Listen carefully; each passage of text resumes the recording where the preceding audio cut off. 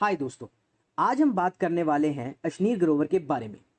ये नाम आपने ज़रूर सुना होगा, शार्क टैंक, भारत पे या इनकी कंट्रोवर्सीज की वजह से। आज हम इनके बारे में आपको थोड़ा डिटेल में बताएंगे। अशनीर ग्रोवर का जन्म 1982 में दिल्ली में हुआ और वहीं उन्होंने अपनी स्कूलिंग भी की, मतलब पक्का दिल्ली का लौंडा। अशनीर आईआईटी दिल्ली से ग्रेजुएट हुए और उन्होंने आईआईएम अहमदाबाद से एमबीए कंप्लीट किया, दोनों top of the line colleges. इसके बाद अशनीर ने काफ़ी सारी कंपनीज की टॉप मैनेजमेंट में काम किया, जैसे Kotak investment bank, Grofers, PC jewellers और अमेरिकन एक्सप्रेस। आप जानते होंगे कि वो भारत पे कंपनी के को फाउंडर और एमडी हैं। हाँ, थे। भारत पे के बारे में तो आपने सुना ही होगा। भारत पे एक फिनटेक स्टार्टअप है जिसकी वैल्यूएशन आज की डेट में $3 बिलियन है। अब बात करते हैं इनकी कॉन्ट्रोवर्सीज के बारे में। अशनीर ग्रोवर ने कोटक बैंक से सिक्योरिटी लोन अप्लाई किया क्योंकि वो नायका कंपनी के आईपीओ में इन्वेस्ट करना चाहते थे, जहां से उनको 500 करोड़ के प्रॉफिट का एस्टिमेशन था। लेकिन लोन न मिलने के कारण इनको 500 करोड़ का लॉस होता दिख रहा था, जिस वजह से इन्होंने कोटक के एक एम्प्लॉय को काफी भला बुला कहा और वो ऑडियो टेप लीक हुई और वायरल हो गई। अशनीर ग्रोवर ने साफ मना कर दिया कि ये आवाज मेरी नहीं है, पर जैसे ही कोटक ने उन पर लीगल केस किया तो कहानी कुछ और निकली। इस केस के बाद ये चीज़ तो साफ हो गई कि वो ऑडियो क्लिप अशनीर की ही थी। अब ये कंट्रोवर्सी चल ही रही थी कि इस बीच अशनीर पे एक और तलवार लटकने लगी।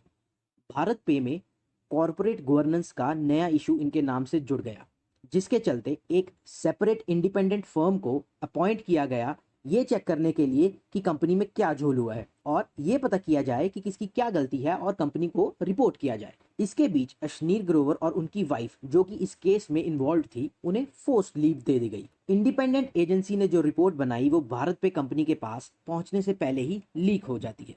लीक्स में दो चीजें सामने आती हैं, फॉल्स रिक्रूटमेंट और फॉल्स पेमेंट। पहले फॉल्स रिक्रूटमेंट समझते हैं। बड़ी कंपनीज अक्सर एचआर फर्म्स हायर करती हैं जो कंपनी को स्किल्ड एम्प्लॉयज प्रोवाइड करती हैं और कंपनी इस काम के लिए उन एजेंसीज को कमीशन देती है। इसी तरह ऐसी बहुत सारी एजेंसीज पाई गई जिन्हें भारत पे ने पेमेंट तो किया पर वो एग्जिस्ट ही नहीं करती। रिपोर्ट में ये चीजें सामने आई कि ये फर्म्स का ना कोई फिजिकल एड्रेस है और ना ही कोई ऑनलाइन प्रेजेंस, और ये सभी एजेंसीज का रिलेशन पानीपत से था। जब डिटेल में इन्वेस्टिगेट किया गया तो पता चला अशनीर ग्रोवर की वाइफ पानीपत से हैं और चीजें यहाँ से क्लियर हो गई। जब इनवॉइसेस चेक किए गए तो पता चला कि अशनीर के brother in law Shwetank Jain ने सारे इनवॉइसेस क्रिएट किए थे, मतलब कि सारे के सारे इनवॉइसेस फेक थे और इन सभी इनवॉइसेस को अशनीर की वाइफ ने डायरेक्ट अकाउंट्स डिपार्टमेंट को उन्हें सेटल करने के लिए कहा और अकाउंट्स डिपार्टमेंट ने बिना कोई सवाल किए सब पेमेंट्स क्लियर कर दी। ये भी निकल के सामने आया कि काफ़ी लोग इन इनवॉइसेस पर हायर किए गए थे, लेकिन जब एम्प्लॉयज से पूछा गया तो पता चला कि डेट ऑफ ज्वाइनिंग तो मैच कर रही है, पर सबने मना किया कि वो ऐसी किसी फर्म को नहीं जानते और कहा हमने यहाँ डायरेक्ट अप्लाई किया था, जिस वजह से उनकी वाइफ को भी भारत पे छोड़ना पड़ा।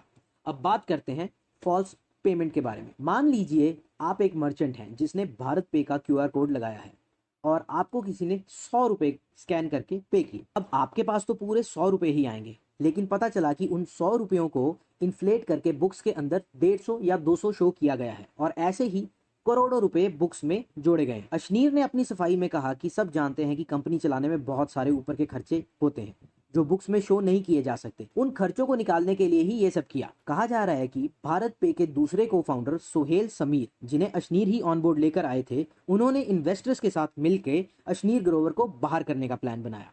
लेकिन अशनीर ग्रोवर ने कंपनी से रिजाइन करने के लिए 4000 करोड़ की डिमांड की, क्योंकि उनके पास कंपनी के 9.5% स्टेक्स हैं। लेकिन एंड में उन्हें रिजाइन करना ही पड़ा और भारत पे को छोड़ना पड़ा। उन्होंने अपने रेजिग्नेशन लेटर पर लिखा कि मैं ये लेटर काफ़ी भारी मन से लिख रहा हूँ और मुझे इस कंपनी से निकालने के लिए मजबूर किया जा रहा है जिसे मैंने खड़ा किया है।